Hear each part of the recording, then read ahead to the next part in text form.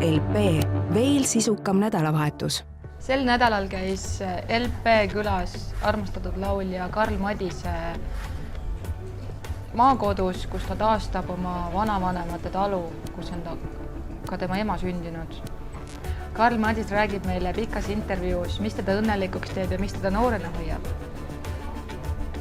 Ta räägib ka sellest, miks on maal hea käia ja kuidas ta oma poja Karl Philippiga sealsamas maakodus üheskoos musitseerima hakkas. Lehest leiab ka video, kus Karl Madis laulab ühe laulu, mille ta kuulis kunagi oma isalt. Veel on meil intervjuu Kadi Lambotiga, kes on pikalt olnud tippjuht ja juhtinud suuri ettevõtteid ja nüüd hoopis osaleb riigi ellu kutsutud projektis Arstid tagasi tervishoidu.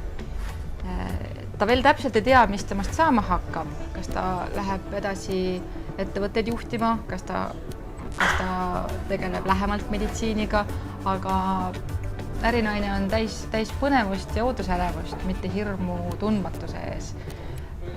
Kadi Lambot on naine, kelle elus ongi palju kannapöördeid olnud ja tema sõnul teevad need elu ainult sisukamaks ja ta julgustab kõiki vastu võtma julgeid otsuseid ja uusi väljakutseid. Samal ajal, kui ülejäänud maailm ahetab laborilihast tehtud kotleti üle, arvavad mõned eksperdid hoopis, et maailma päästab näljahädast putukast saadud valgud. Niisiis me peaksime sööma hoopis ritsikaid, ussikesi, tõuke ja muud sellist.